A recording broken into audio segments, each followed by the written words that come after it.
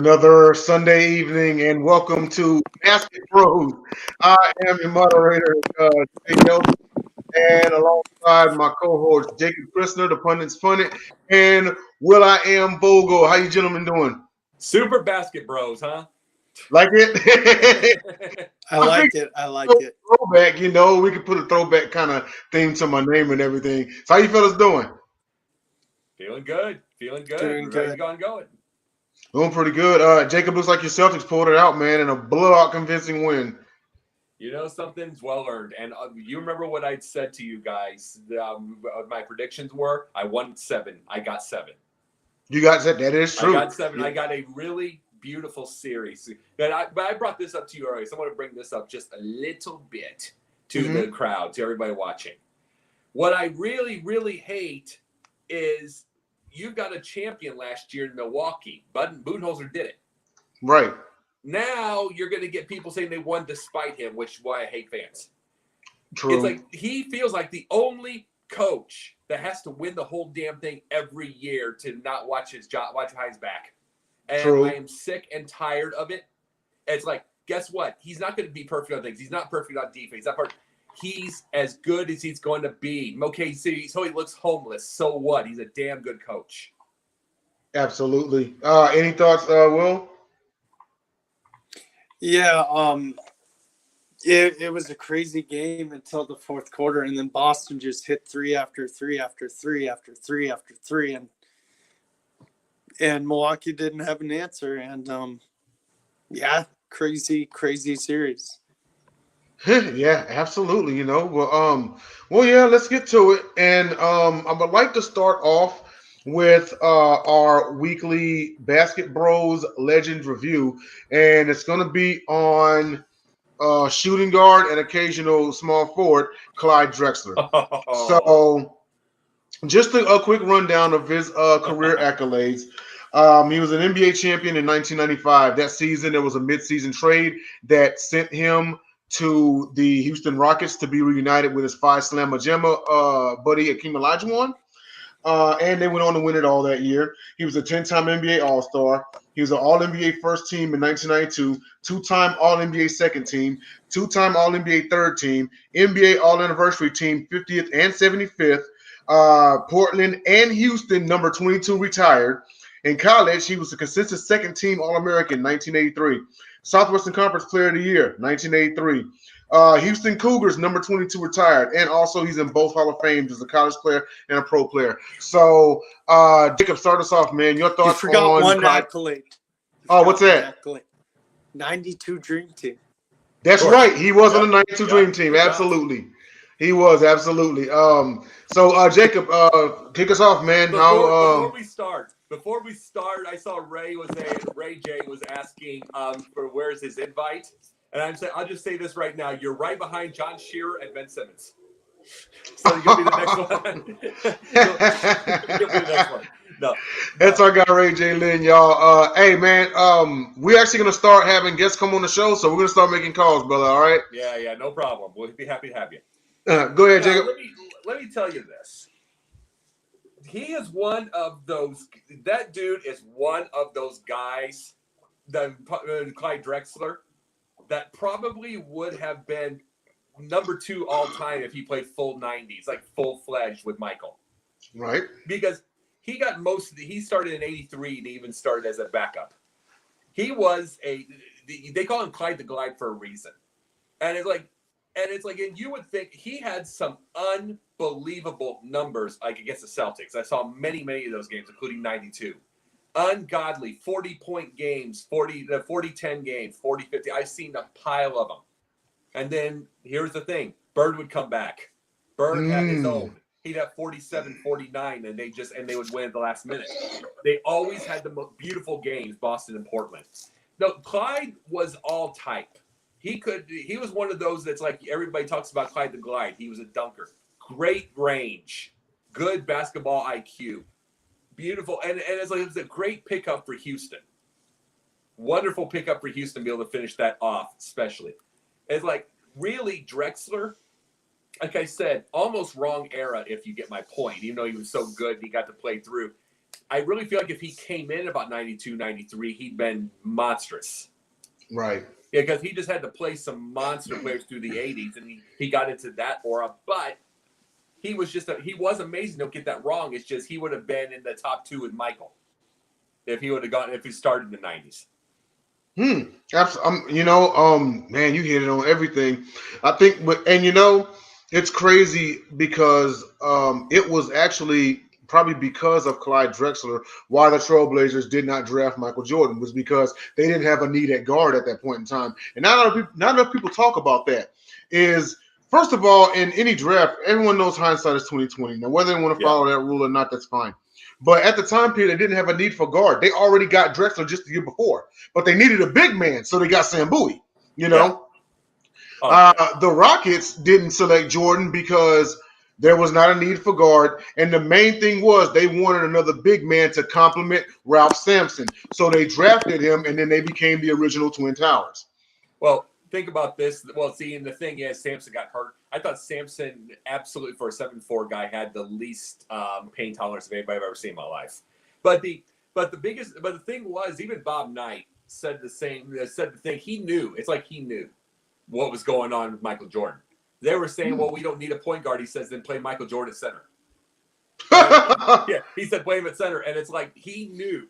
I mean, this is a lot of people, it's hindsight. They miss why Michael, the whole thing, just because now you pick Michael number 1, right, just because of the shooters. It's a shooting game. You pick this, and 7'3" guys jack them up all day, 10 of them a day. Mm-hmm. It's like people see this. Guess what? Sam Bowie wasn't jacking up 10 threes a game. That's not. Bird was supposed to be the greatest 3-point shooter ever, and he shot up 2 a game for his career. Yeah. It's like that was that game. So centers were the thing. They were looking for big, tall guys that filled the lane. That was the thing. But people did not watch that. But if you watch all of that, if you watch a picture, how many guys, 5-6 guys in the lane trying to go after one rebound? How many times? Oh, shoot, man. Like every other play, really. Yeah. I was like, guess what? Now it's one guy under the basket waiting for the 3 that misses. It's like There were people jammed into the lane before. It's a different game now. So that's why. So Jordan would be number 1 now. But, that's hindsight. It is. Even though it wasn't, a 3-point shooting league back then, Drexler had a cold outside shot. Yeah, he did. But he was more of a drive the lane kind of guy. His mid-range was mad nice, but he was a drive the lane kind of guy. He's going to lay it up. He's going to dunk it on you. But when he had to shoot the ball, he was efficient. But, Will, your thoughts on Clyde Drexler, man? Yeah, Drexler was part of those great Phi Sigma Jamma teams, like you said, with Hakeem, and those were good teams. They made the NCAA championship. Great pro, played with Terry Porter, and a bunch of other good players. I want to say he played with Sabonis. I could be wrong. I'm not sure. Arvidas. He did. That's what I was thinking. And yeah, he was a great player. He like you guys said, he drove the lane more than shooting, but he did have a good outside shot. He's number 34 all time in points in NBA history. But yeah, I think he could be regarded. I'm not saying he is the best, but he is one of the best guards in NBA history. Yeah, absolutely. He's one of the best. When you talk about the best shooting guards in NBA history, Jordan, of course, is the first to come to mind. Then Kobe Bryant. Then maybe Dwayne Wade, But you have to throw Drexler on that list. Yeah, absolutely. And it's like, you talked about his shot. What made his shot was so sweet. You're right. Really nice one. But it was such a weird shot because everybody else, remember, is the one-handed. Right. Get that. He kind of went like this. He kind of went with a two-handed set shot. And it's like, which I could see why he was open for those because, remember, he drove the lane. But not a lot of people are accurate on that shot. No. On a two-handed set shot, jumping set shot. Not a lot of people are. And it's like, I can see why he was open for all of those by itself because you absolutely think he's going to clang it every time. He swished it. It was like, so he got his open 18 to 20 footers. Yeah. I'm pretty sure, and he had classic battles with Jordan, especially I remember watching The Last Dance where it was Mm-hmm. the shrug game where Jordan's like, Yeah. You know, and I mean, it's, you know, it just goes, it just goes without saying, you know, kids, I don't care how weird your shot may be, those hours in the gym are worth it, because I can recall Cartwright having an awkward shot, Sean Marion having an awkward shot, and you just left Tons of thinking, people. how the hell did that go in? And it does. tons know, of players. You know, I'll tell you this. You want to know who I was always say about the shot that was really, really weird? How the heck did that go in? Jamal Wilkes. Yep. I mean, He's another one. Or as John Wooden called him, Keith Wilkes. But it's like, but it's like either way, he had this weird. But see, and the reason he would talk about this by itself is because he would do this and go The up. guys who do that, his sister would block him all the time, and he was trying to find a way to get around her. Huh. And this shot just kind of stuck. Yeah. Yeah, and again, you know what? It's like pitching. Some pitch curveballs, some pitch fastballs, some pitch sliders, you know. But you throw it so many times and you master it down, you know, it's going to land. It's the same with a basketball shot. Not everyone's going to shoot conventionally like this. You know, some weird shots in history. But no matter how many times people may tell them, like, yo, your shot's like mad weird, but how's it go in? It's because they're in the gym shooting like that every single time. They saw it go in one time and they're like, all right, I'm going to work on this, you know? And so if the two-handed worked for Drexler, the side shot worked for Wilkes, you know, I mean, it is what it is, you know? Sean Marion has a literal line drive three-pointer, you know? Oh, yeah. And it's like this. It's like, oh, man, he's gonna front iron that one and it goes in. You know, so I mean, it's just mad weird. But yeah, that was our basketball legends review for this week, Clyde Drexler. Segueing into the next topic, our potential Hall of Famers, and Will Vogel was so gracious to bring up this list. And so on the ballot now is, and this is a pretty, I'd say it's a pretty studded one, but we've got Dwayne Wade, we've got Dirk Nowitzki, Paul Gasol, Sean Marion, and Chauncey Billups. So starting I got a way to do this. Got to do the score, no score. True. That is true. Just to let everybody know, we'll let you know score, no score is just a minute, but we're going to figure it out this way. We're going to do score, no score. We're going to figure out who we believe. Right. All right. So just starting on the first round. D Wade, score, no score? Oh, score. Scored because he's a three-time champ, Finals MVP, three-time All-Star MVP. Dwayne Wade. You want to know the thing is, Dwayne Wade's getting a 50-50 thing now because, you know, as far as people online, because this is why online people are garbage. Mm-hmm. He's getting a 50-50 thing now because he lets his boy wear dresses, and he admits he wore dresses himself. A lot of the people that don't like it are going to say, "Well, he wasn't that great." No, he was amazing. He was. He was Flash. Flash. That's what his nickname was. was. Flash. Flash. Yeah. Oh, yeah. I mean, and remember, three times those rings. And it's like, and guess what? He saved at least, and Ray Allen being the other, saved at least one of those rings for LeBron with his play. 100%. 100%. I don't know. So Dwayne's definitely a Hall of Famer. Yeah, absolutely. Will, what about you? Oh, I said yes, definitely. Scored for sure. Yeah. Okay. Next on the list, we've got Dirk Nowitzki. Score or no score? Oh, God, yes. Score. Scored, best shooting big man of all time. One-time champ, Finals MVP. 14-time All-Star. Guys, best shooting big man of all time. Arguably, and I do think so, I don't know about you guys, best European player of all time. By far. Let me ask you a question, Will. Mm-hmm. Do you consider big man 7 foot? Do you consider big man 7 foot? Yes. Okay, so then you're right then, because by itself he gets the because here's the thing, really, the reason I was asking, I'm not going to say Bird because Bird's not 6'10", so we're not going there. Where I'm going to go with is who could have been the greatest big man shooter of all time, Arvydas Sabonis. Ooh. Yeah. Okay. Yes. A 7'2" guy with serious range. The problem is, didn't he come into the NBA pretty late? came into the NBA pretty late. His knees were absolutely jacked by the time he was Shredded. older.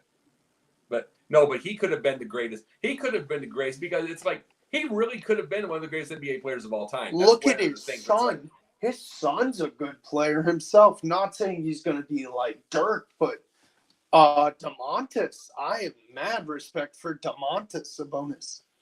Oh yeah. Hey, Super Basketbros, doesn't it age us to see that we've known both of them?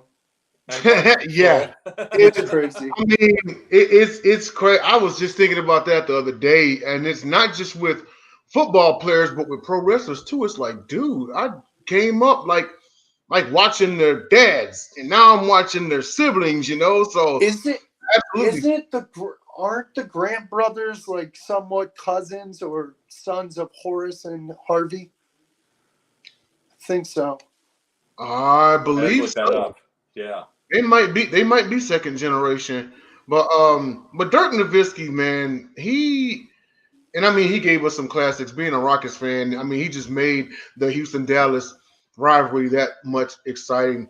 And truth be told, I was actually rooting for the Mavs when they won their championship because I felt Dirk deserved it, and I also wanted to see Jason Kidd win, And I don't know about y'all, but Dirk Nowitzki defined the stretch big. He did. He really did. Go ahead. I'm sorry. Oh, no. I was just going to say, he defined the stretch big. Like, you take a dude that's 7 foot, and at first glance, it's like, all right, this dude should be a center until you find out his playing days from overseas. He comes to the NBA, and, I know people are going to say, oh, well, Golden State, they're the reason why it's a positionless league, but Dirk Nowitzki in that European style of play, because when he was overseas, he did the same thing. He had a nasty outside shot. It's just that the coaches were gracious enough to when he came over here, they were like, look, you have an outside shot. I'm not going to take that away from you. Screw tradition, shoot the basketball from mid-range or from 3-point. Who cares if you're 7 feet? If you can shoot it. 100%. See, this tells you something. This will tell you something. When I played in grade school, and I'm saying this in grade school because there's a reasoning for this. When I played in grade school, I had no footwork at all, and I can be more than the thing to say that. You know what I mean? I had no footwork to be able to do anything inside. When I was on defense, I could block shot. I was much taller than everybody, but I could not do anything on the bottom, other than maybe get a rebound that looked awkward, as all get out. I could shoot though, but here was the problem. Every time I went outside to go shoot, I get benched. Then you go back in the next day. It's like this was the day. I'm 5'10", 5'11" at 12 years old. I'm not my lanky giraffe ass is not supposed to be out there. But that's the thing. Even if I made it, there was one time I remember that I didn't get benched for because I hit a buzzer beater at the end of the third quarter. But wow. Even then, kids basketball, they did not want you away from that box at all. And no, not at all. And that speaks to the tradition because. At that time period, and this is the era just described it. This is a time period where if you were the tallest guy on the team, you played center. No exceptions. No way around it. You were playing center. Yeah. But it's really funny how they want to be like that with height.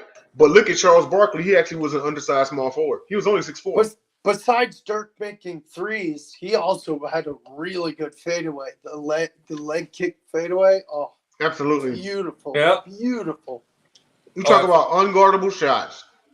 Unguardable shots. The dream shake, Dirk's fadeaway, like Jordan's fadeaway. You talk about unguardable shots. Definitely Dirk's is up there. And with Dirk Nowitzki. Because he shot it so high up. Mm-hmm. Just like Durant. Because you got to think they both 7 feet tall. So by the time, that's a good 10, 11 feet up there, and it's just sick, Nobody's blocking that. The thing about Nowitzki was he was robbed of a couple more rings by some really bad GM work by Cuban, and he only won one MVP. Yeah. I'm saying the Cubans back. Cuban and the rest of the GM, they're horrible ideas during that time to try. Okay, get rid of Barea, bring him back, get the everything. Just there's no. I didn't like them bringing back Barea. Yeah, but no consistency, no anything. It screwed him out of a couple of rings. Yeah, it did actually. Rings. Barea, like that. Yeah, Barea did win one. the first time they went to the finals, I think weren't they up 2-0 and they just went, Yeah, and it was against the Heat. They won the first two and then lost the next four. But that was why I had Dallas winning in 11 because I was like, Dirk's been here before versus the same team. He's not gonna lose. Everybody I was talks about that going saying, for and I know Dallas too. Yep.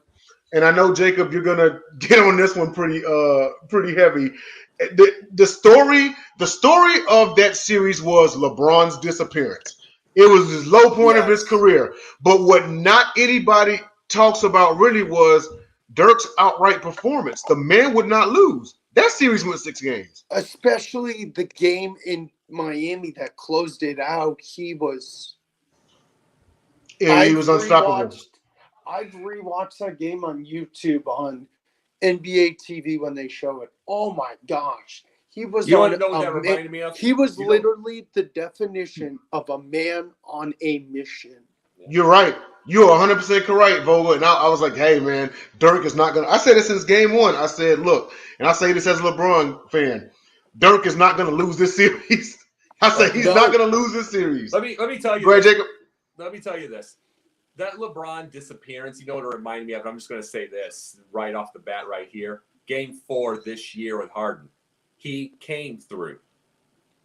He did come through in that game 4. There's no question. But completely and utterly disappeared with about 35% shooting after that. And then didn't even just shoot in the second half of game 6, which he only does. And that's what LeBron did. That. See, the thing is, it's the point of you have it somewhere. LeBron, I'm just going to say LeBron's got a lot more clutch than Harden. But I'm saying this. You have it somewhere. But then there are some players, like a Jordan, like a Bird, who just all the time or near it. And even if they miss, they're going back after it. And then and then here's the thing. LeBron has one of the greatest percentages for all time for clutch. He does. Yes. So he does. But it's like he has those percentages, like 11 for 23, so he can do it. But what explains the disappearance? It's the same as what explains Harden's disappearance year after year after year. It's like there are just some people that just don't have it completely in their head to just be the man. Right. Now, I will say also this much because you take that finals now, weigh it. That was LeBron's second finals, right? So weigh it against the first time he went in 2007 when he ran into the Spurs. I think everyone outside of the city of Cleveland knew they was going to lose that series. Yeah. Everyone knew San Antonio was going to win, They were a lot more dominant, San Antonio. There was. They were, Cleveland was just basically LeBron. Yeah. Yeah, LeBron and everybody else, But, okay, the third name that we have on the list, Paul Gasol. Score or no score? Score. Uh-oh. I think he's Kobe's second best teammate because he's a 2-time champ, a 6-time All-Star, and he has a lot of Euro accolades. I like Will's take. I like Will's take. There was a time, I will tell you this. Did martial arts. I got the belt. It was very early on with my martial arts career. I got the belt, but they put a black sticker on there saying you need to improve. Mm-hmm. I'm going to put that the equivalent of Powell. I like him. But it's like you said, 6-time All-Star. You said all that. He was also with Kobe getting his thing. I don't know. I will say yes, but where would you rank him as a number 2? Where would you rank him as a number 2? Because, okay, for so long, it had been Shaq and Kobe. And then it became Kobe and Gasol. You know what I mean? Now, it wasn't as long of a run as Shaq and Kobe, but you know what?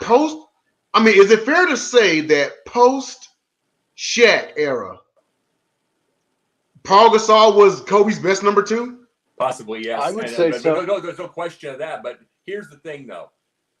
Shaq and Kobe were the battering ram. They just beat the ever-living hell out of you, and it was over. Mm-hmm. Gone. 2 competitive egos. And they just ran over you it was completely over. 3 rings, completely done. To me, Kobe and Gasol are the death of 1,000 paper cuts. And it's not a bad thing against that thing, but I'm not saying the thing whatsoever. It's like, it was Kobe, but it's like, I'm just saying by itself, they just slice. It's like, little by little. It wasn't as dominating, wasn't as crushing. Gasol's great, but it's so different from Shaq. What about you, Jack? You know what? I'm going to say score. I mean, I like Gasol. He never- Don't get that wrong, okay? I Sure. like Gasol. Yeah. It's just meaning all I'm doing a comparison is the fact that he got his biggest with the near Shaq. And it's like I said, I'm comparing slice to absolute domination. It's just such a different deal. That's why I'm a little there, but I'm not against Gasol. I just meant it's so different. Yeah, I mean, I can hear arguments for yes, and I can accept arguments for no. Just bear in mind, it's unfair to weigh Gasol against Shaq. You know what I mean? Mm-hmm. I mean, who's the better of the two? Okay, that's a no-brainer. It's gonna be Shaq. But that time was over with. He went to Miami. He played alongside Wade. You know, and even then, I mean, when Gasol and Kobe won that ring, Shaq wasn't even in Miami anymore. Shaq was in the true twilight of his career. You know, I think he was a Celtic. Remember that he was a Celtic. He was Shaq Celtic He was either a Celtic or a Phoenix or Cavalier or Phoenix Sun. Yeah, the big cactus, the Suns. Yeah, absolutely. I mean, I'm gonna say score. I think that because he never was really anywhere. I mean, outside of Memphis, where he was the main guy. But you know, if we're gonna give Pippen his flowers for being a number two, and I'm not at all comparing Powell to Pippen, but I think that Gasol was just more of a more than solid number two to Kobe, and you know, like I mean, of course, you know, give him his flowers. You know, he's always been that guy. He's always been reliable. You know, we all know Kobe. The offense is centered around him. Kobe's gonna get his and he's gonna shoot it. You know, but if he does need to dish it, Gasol's gonna be right there, and he's gonna be, you know, I mean, he could be a defensive nightmare when he wanted to be. Like, I mean, even in an era, and well, this is post. Oh Jesus Christ, Dallas Mavs are up 30. But yeah, even before, Phoenix is not showing up. Even in before the positionless league era or whatever, I mean, Gasol played like a true big man. You got to respect that. So next on the list, this might listed some questionable calls, but Sean Marion, score or no score? No score. No score. Yeah, I'm at the no score too. I don't even need to explain. Not enough. I'm sorry. It just nice player. Not enough. So Hall of very good, but not Hall of Fame. Yeah. So Will? No, I agree. No score. All right. And then last on the list, we've got Chauncey Billups. Score or no score? I'll tell you. Sorry, Dom. He had a great 2004 finals, but no score. I didn't see enough in Chauncey's career. In my day, I loved him, but I loved him, but no. You want to know what I really truly believe, and this is that I really believe he could be somewhere, you know, in the league as far as Hall of Famer. I don't know if he's had enough time to get a Hall of Famer here. I call it a no score, but this is something if they've given a complete chance and some time, Hall of Fame coach. Mm-hmm. I truly believe it. True. I truly believe it. I believe he's got the mind for it. He just needs to get out of Portland. Yeah, absolutely. You know, Chauncey Billups, man. You know that entire team was, you know, of course they KO'd the Lakers. They ended the Shaq and Kobe dynasty. You know, I mean, Billups is that guy. Of course, the team was known for Ben Wallace, and I mean, I tell Dom this all the time. I'm like, they knocked out a dynasty with a team with no superstar, no real superstars. Really, go back and look at that 04 Pistons squad. They weren't superstars. They were just really good players. It was just full of really good players. Yeah. Yes. You know, yes. and it was and the fact that they beat them 4-1. And you know, shocked at the one. And we're shocked at the one, to be very honest. I mean, Detroit flat dominated. Yeah. Absolutely. But Billups, I'll give him a pass. I'm gonna say score. that because I think he won Finals MVP of that series. He did. Yeah, absolutely. You don't KO the Lakers without that, and they were a game away from knocking out the Spurs. Because they went 7 games the next year. So but then unfortunately that was the end of that. So, but now for Chauncey Billups, I mean, absolutely, like more than solid player, sound team leader. I'm gonna give him a pass on this one. I'll go ahead and say score. Well, and everywhere, just to let you know, folks, this was brought to you by Score or No Score, which is basically, as Don would call it, gambling for dummies. Go on to the Apple Store or go on Google, be able to download it. See if your team is going to score that inning or the other team's going to score that inning or any other sport. So go to Score or No Score at the Apple or Google app. All right, yeah, absolutely. And so now we're going to segue into our next segment. I got to talk about my phone 1 second. And so who's calling from Confidential? Anyway. So anyway, next segment. And it's going to be underrated players from the 1990s. And I'll start this one off. And, I'm gonna say I'm gonna say this player, and I want to hear y'all's thoughts. One underrated player to me was Anthony Mason from the Knicks. Yes.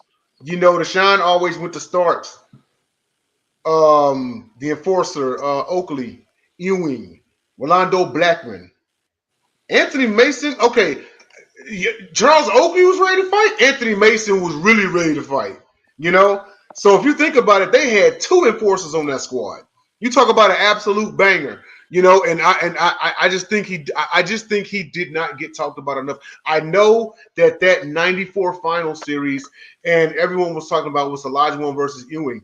Another great battle no one talks about is Oakley versus Thorpe on the boards. Then you had Anthony Mason that got in on it too. So your thoughts on Anthony Mason? Oh, awesome. No, Anthony Mason. See, I wanted to give you, and see, you were bringing up, I like Anthony Mason. I don't know if he was underrated. I think he was just exactly what he was. He's a big muscle guy. To me, he's just a big muscle guy, and he did his job. I'll tell you who is considered underrated now. And I'm going to bring this up. It's because of death. Reggie Lewis. Oh, yes. Reggie, and I'm bringing this here. It's death is the only reason. The biggest thing is the only thing he could not do is hit a big free throw in the moment. Could not. But other than that, he had distance. He could drive. He could guard Jordan. Yes. He could guard Jordan. He had hops. Just every little detail. And it's like people are going to completely and understandably forget Reggie Lewis because he died in 93. Right. It was only his like 3rd or 4th year in the league? It was 6th year, but it was his 6th or 7th year, but he just he started in 86, didn't play at all, goes 87.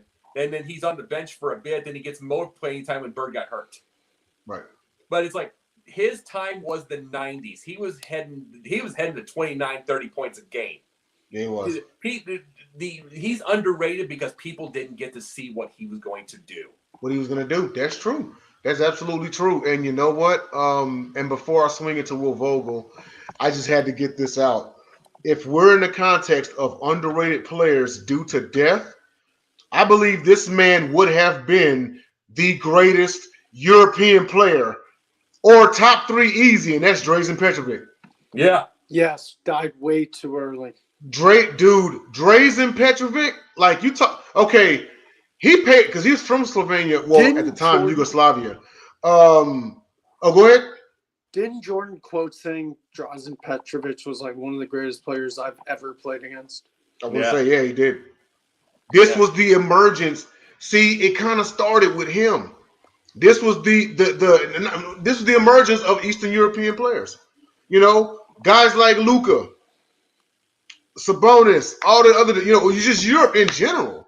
When you think of the Dirks and the Sabonises and the Lukas and everybody else, you got to give Drazen his flowers. You know? Yeah, you do. Understand this. People watch Michael Jordan clips all the time. You know, whether they like him or they want to compare him to LeBron or whatever. People that did not live in this world, you get this, and you'll get part of this, Will. I'm just saying this. Yeah. They don't understand how ridiculously, insanely competitive it is for Michael Jordan for him to even give you props. It's like to beat him would just kill him. I mean, just remember how much he just relieved and about killed himself to beat Larry Bird as a coach. In that game 7, they were 4 minutes away from losing. And it's like, and he is like relieved every other time he knew they were going to win. He's just so relieved. He could not beat he was 23-11. He was 11-23 versus Bird. The one guy in his damn history he could not take. Yeah. And Petrovic might, if on a better team, might have been the same. And though I'm just saying, on a better team, he might have been the same. It's like his shooting was amazing. Michael Jordan, to give you that compliment, it's hard for him because he doesn't want to admit anybody's this good. I mean, you got to think, but you know, that squad that Petrovic was on was no slouch because they had Derek Coleman and Kenny Anderson. Yeah, I understand that. I'm just saying, give him a team like in a free agency year. Give them, you know, just that pop of a team. And it's like, yeah, they have good ones, but give them a real pop of a team, and it might have been hard on the Bulls. Might have. Will, who you got, man? There's a lot of guys. Glenn Rice, Grant Hill, like it. Kevin Johnson, Mitch Richmond. Mitch Richmond, especially. I and Jacob, you covered the Kings on the NBA carousel. Shout out to Megan Price. Oh, why? Mitch Richmond, and it's crazy because when I was younger and I was playing NBA Jam, if I didn't pick the Rockets, I picked the Kings because of Mitch Richmond. And all I did was fire from the arc. I was hitting like 24 threes a game, man. It was insane. Like, I made him Steph Curry before Steph Curry. But yeah, Mitch Richmond, oh, dude, you talk about somebody that can fire from the arc. I'm talking about automatic. You know, and then Will brought up Glenn Rice, same thing. Oh, Tim Hardaway? Trio was scary. Here's another. That was a scary trio. It was. John Paxson? Yep. John Paxson guess what? John Paxson got game winner after game winner after game winner after game winner. John Paxson got him to the playoffs where he had the 63-point game, his game winner. He got game winners in the finals. John Paxson was a dog. He was. And, you know, this is what Hill's under. Oh, go ahead. Oh, no, go ahead, Will. I'm sorry. Grant Hill? I also think Grant Hill definitely was underrated. Injuries, yeah. Injuries is what hurt. I get that, though. Yeah, absolutely. You know, with John Paxson, and, of course, his highlight would be the winner in Game 6. Because if he doesn't hit that shot for the first time in his career, Michael Jordan sees a Game 7 of a playoff series. Yeah. Everyone goes after LeBron for passing the ball, passing up on the shot. He made a smart basketball play, but they don't say nothing about Jordan for doing the exact same thing when he got kicked out to Paxson, when he found Steve Kerr to win the finals. You know, but you're right, Jacob. And you know what? And his brother Jim was pretty solid too. Yeah, he was a Celtic. But he's more of a prick. He's more of an arrogant prick than Jim was. But it's just, I remember him on that '90s Celtics team that basically was trying to ruin the thing because he wanted to be the star on it. It's like I remember those years. That was losing a 2 games to love and then losing Game 5 at home. That's totally just against chemistry. In 1990, so it's like Paxson caused that crap. Didn't Jimmy win a ring with Bird and everybody? No, that was the 1990 when it was 2-love Celtics. They had 157 points in Game 2, and then they lost the next 3, including a home game on Game 5 on Sunday. Which that was the first Sunday loss as a kid I ever saw of the Celtics. Sunday loss. Wow. I had watched since '84. I'd seen the losses I'd seen were finals against the Lakers. Mm-hmm. But a Sunday loss at home, first time ever. It took 6 years. Man, that is insane. Another name that comes to mind is former Hawks big man Kevin Willis. Yes. He was the enforcer. I talked to somebody who works on the Hawks the other day, by the way. Talked to him the other day. This is Kevin Willis. I mean, this guy that I talked to was about 6'7". Mm-hmm. He comes in with a place of business. He's about 6'7", really big dude. And he says Kevin Willis is 3 times his size still to this day. Wow. And that is a monster dude. And he was an enforcer. And Dominique calls him his enforcer. Yeah, absolutely. He was, and if I'm not mistaken, because he did win a ring with the Spurs, because he played for Final season. Yep. It was the longest. It was the longest career before winning first title, 19 years. And good for him. He deserved it. He absolutely did. He absolutely did. I mean, see, those are the things. Those are the good stories you hear. And speaking of great story, 30 points up, as you said, at the half for Dallas over the Suns. Yep. Wow. Phoenix. Luka and Dinwiddie has combined for 48 points. They outscored the entire Phoenix squad. Dallas is for real.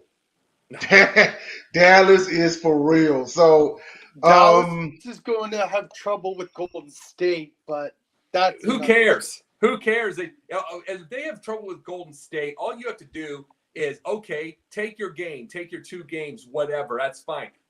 Luka continues to climb the ladder, whether it's going this year or he just keeps climbing it. He continues to. All you have to do is go into free agency. He does. Do a good draft. He keeps climbing it. That's all you really have to do in the middle of all this. Absolutely. I agree. This is all bonus.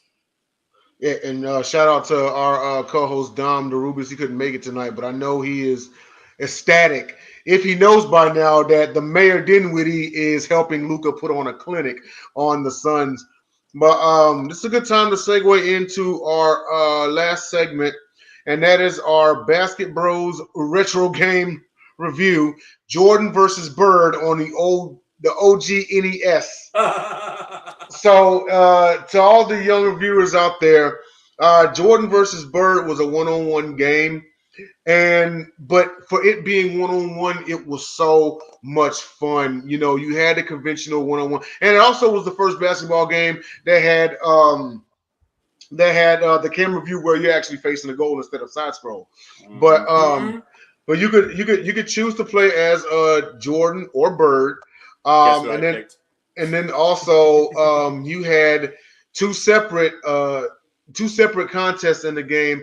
Bird leading the 3-point contest, and Jordan with the slam dunk contest. Yep. It was great. The true classic. So Jacob, give us your thoughts and memories on this game. Wow. Awesome. I also had Bird and Dr. J. And I had that too. The gray hairs, I've earned them. the gray hairs, a few, but way too many to mention. But still. Yeah. No. But if I had the Dr. J, but let me say this. This game was really awesome to have because it's like, this wasn't just, as far as a gamer, this wasn't just, okay, Bird can shoot threes, Jordan can dunk. This wasn't just that. Jordan could also shoot. Yes. Bird could also dunk. Yes. And it was like, but it was also funny when you watch Bird break the glass and watch the janitor come through. And same with Jordan. Funny. That was hilarious. And then the janitor would come on in after you dunked it every time and broke it. You know what I mean? Yeah. And I'll tell you this, Will. This is one of those things that, and this is what we need to be able to get, Will. I'm going to tell you this. We need graphics in here. We need to be able to show the, and you get this, Jay. We need to be able to show the screenshots. Right. To be able to do this, to give you an idea of what this was. They can make fun. They can put it on YouTube and put it in the comments section. It was an amazing for its time game. It was, absolutely. Will, your thoughts on it? I know you haven't, whether you've played it through an emulator before or if you just read about it. But you know what? Here, actually, I'm gonna bounce something off you real quick, Will. This is a question for you. Okay, if you were to remake this game a one-on-one game with two superstars, and you can have the dunk contest, the three-point shootout, anything else you want to add. Pick two superstars from today's era that could make a sequel to Jordan versus Bird. Wow, that is tough. Give me Steph Curry. Mm-hmm. And let's see. I don't know. There's a lot of guys. Let's pick NBA Jam. Pick our one-on-ones, two-on-twos. Luka. I like that segment better. Yeah, Luka, like for instance, in a one-on-one thing, Luka versus Jokic. That would be nice. I've also got. He said Steph, and I thought he was going to say LeBron. Only thing is well, no, actually, you know what? Because okay, you got one of the best dunkers of this time and the best three-point shooter of this time. So, I think Steph versus LeBron would be actually like doable. That would be it. That would be amazing. Yes. Be it. It would, but who else would you have, Jacob? Well, I like Luke and Jokic, but I don't know if that would be I'm looking at someone like me who's always looking at business. Mm-hmm. You know me when I go on the Twitter and all this. I go on business. So business-wise, Steph and LeBron is amazing. That's an amazing one. Also, you want to know what I think if the guy stays healthy? Jay versus Zion. Oh. If Zion stays healthy. If he John doesn't, versus he is a Zion. bomb. Ooh. He will bomb out of this league. But if he loses weight, stays healthy, Jay versus Zion. Yeah. That is money if that kid can stay healthy. Yeah, absolutely. I mean, and you know what? I mean, you give him another year and just the way he's been. I mean, what about Ja Morant? It's crazy. I'm probably going to get flamed for this, but I'm just going to say it anyway. But I just want to see if you could see the same thing. Sometimes because of the way he jumps in the air, because of this positioning of the ball when he's dunking, and the fact that he dunks with such velocity. Sometimes when Ja dunks, I see Kobe Bryant. I just see it. I do. And go look at his footage. Go look at the footage. I'm not saying that this is everybody at home. I'm not saying that's him 100%. I'm just saying when he dunks, sometimes I see a smaller Kobe Bryant. Come on, Jay. Don't explain to people who said, "Oh my God," don't do that. The reason, like I said, I saw Kobe when he airballed the game winners over and over, and he was 18 years old. Kobe may have been the only person who knew he'd be Kobe. Yeah. He got mocked and made fun of. We don't let Ja Morant, let him come in. He might be that. He just might. He absolutely just might, and you know something, and I know Mike has said in an interview that the closest thing to him was Kobe Bryant, perhaps a Kobe versus Shaq one-on-one game would have been nice also. But when LeBron came in and everyone was trying to compare him to Jordan coming out and everything, I was like, listen, he said in interviews that he always wanted to be a pass first person. I always thought that he was closer to Magic than Jordan. 100% closer to Magic. But with LeBron just concentrated on being the next LeBron. So I agree with Jacob, let Ja Morant arrive. Let him arrive. Yeah. But absolutely when the man dunks, I'm just like, man, that's like number 8. That was 8 Kobe, who I felt was 8 Kobe, yep. 24 Kobe was the team lead. He had, all the other elements, but 8 Kobe, that was the highlight reel. Yeah, he had some game winners and everything, but outside of that, I mean, he won the dunk contest. Come on, Yeah. Well, Kobe has I'll tell you this though. Kobe has the luckiest break of life, and I'm just saying this. He has the luckiest break of life. He ended his career at 60 points. He ended his career because really it allowed people to completely forget his last career was like 25 and 27 wins. He did some horrendous teams that he had to try to stay on. To give him his complete and utter due, he played through some crazy injuries. Right. He played through some crazy injuries just like with crazy stuff. Yeah, just like what Larry used to say. Well, they only get one chance to see me. I want to be out there. Kobe said the same thing. And I want to be out there. So he played crazy injuries. but he was playing 25 and 27 win teams with some horrible teammates. Very true. No matter how people think, I mean, they might just look on YouTube for the clips and everything. His 60-pointer is a game of legend to end his career. It solidified him. Otherwise, there might have been people like, oh, he had the terrible 3 or 4 years, last 3 or 4 years. There would be people that probably try to say that. Right, absolutely. So with that being said, and we are in the last 10 minutes here, but I wanted to spend 5 minutes to I kind of thought of this on the spot, but here we go. And I'm going to bounce this off of Jacob and Will both, of course, because they're here. And this is a what if segment. So, Jacob, you and I have talked about the tragic Johnson game. Oh, game 4 of the 84. God. What if that game never happens? Who wins the series? Does it change the series? What if that game never happens? No. I'm talking about as far as no, because the way that people forget this, I hate that name because he had already won 2 rings, like you said. No, the biggest thing about it was the fact what changed it was clotheslining Rambis, and they got tougher.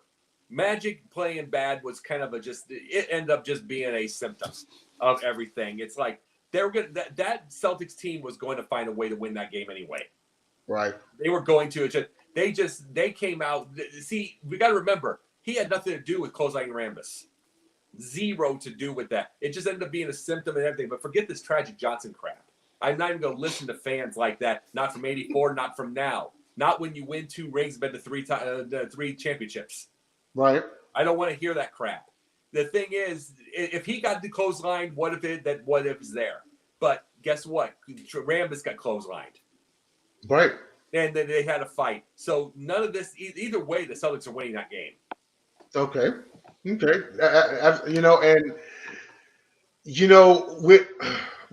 that game in general, because they said that it was the game that kind of was the turning point. But you absolutely have an argument because at the end of the day, 33 is on the other side. And he ended up hitting the game winner in overtime. Yeah. Well. So, with that being said, I mean, Jesus Christ, 65-29. Come back, Bruin. If that happens, they absolutely gonna win it all. They absolutely gonna win it all. Phoenix about to start playing right now. Watch. Hey, no, you want to know now? They're gonna bring Budenholzer in for the defense. Right. Right. To make it even. You know what? Here's a question for you. Seattle Supersonics return to the NBA, over or under 10 years? Oh, under. Easy. Under. Easy. Under? Easy, How long easy. do you think? Oh, 5. Maybe, 5. It was like I said 5 years. Maybe 3. less. Maybe, 3 to 5. No question. They shouldn't have gone to begin with. They shouldn't have. Remember, this is business. Worst move. Seattle is money in basketball. They shouldn't have gone to begin with, ever. They shouldn't have. Seattle is Microsoft and a bunch of software companies. Probably would fund an NBA team still. Yeah. Well, you remember this. We're going to have Seattle, and when Sacramento goes to Las Vegas, which I'm going to always continue to say it's going to happen. And there's somebody that was talking about they got somebody I knew talked about that they've got a thing to 2036. They got a lease. Yeah, right. So did the They're Rams. leaving. They're leaving. Sacramento. I mean, those billionaires will just pay off that lease and go to Las Vegas. I mean, Sacramento. You got to realize, Mike Brown is it. He's not going to be their thing whatsoever. If they're going to get a real coach, they're going to Las Vegas.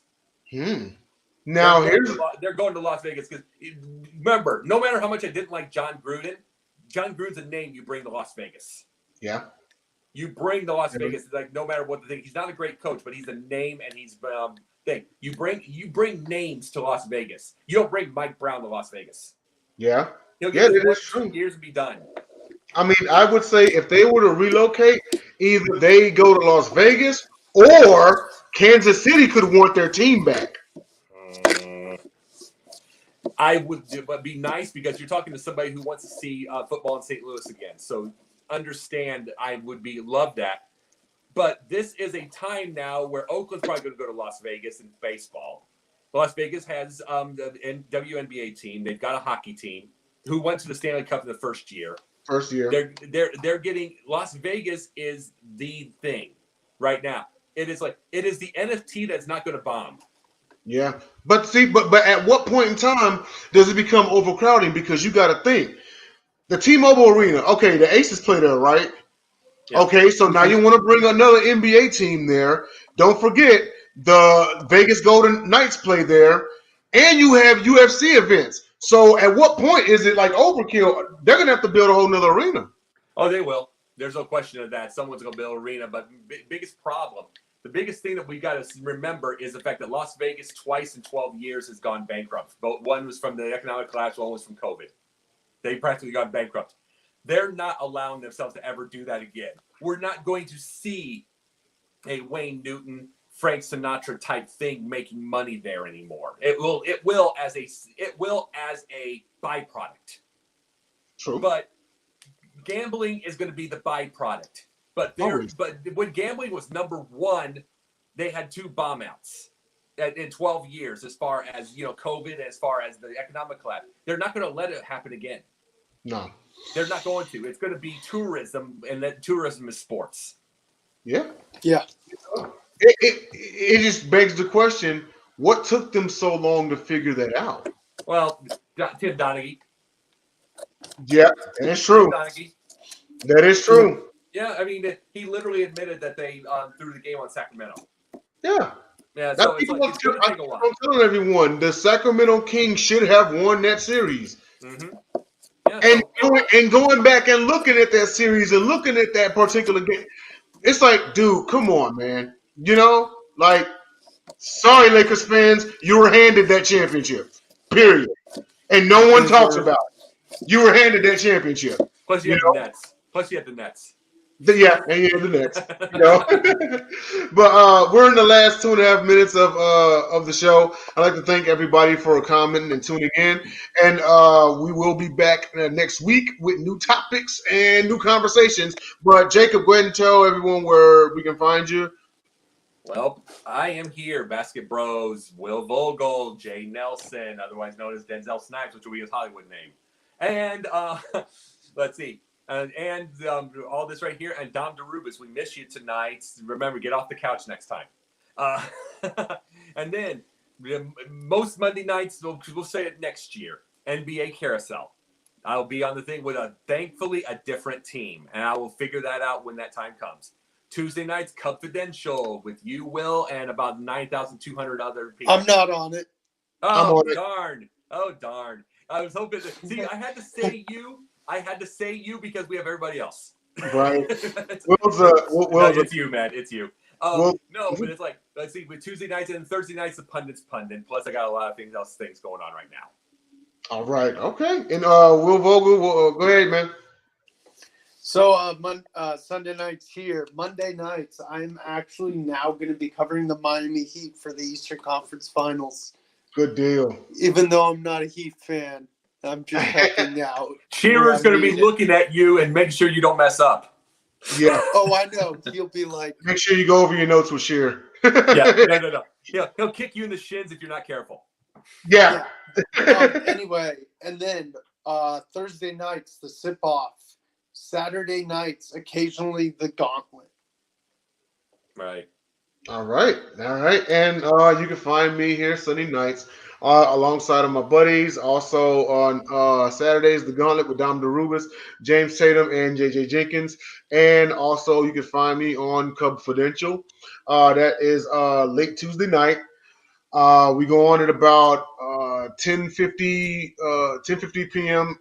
Eastern Standard Time. And that is produced by myself, hosted by JB Ellis, the Brooklyn Bad Boy. Shout out to him. He was in the comments. Also, commentary by Steve Swanda. Jen Matthews Lewis. Shout out to Uptown Jen, who's producing this thing tonight. Love you, Jen. We love you. and also Jordan Long. And we do outstanding coverage of the Chicago Cubs. There's also a Cub Prudential confrontation on there. We've been on for about a month. Our own Jacob Christner's got 2 wins already. So, so yeah, and Sideline Sports, guys, we got everything going on. So shout out to our brothers, JB Ellis, Eric Wilson, Jake Malik, John Shear. You know, we out. Everybody have a great Sunday evening. Take care of yourselves.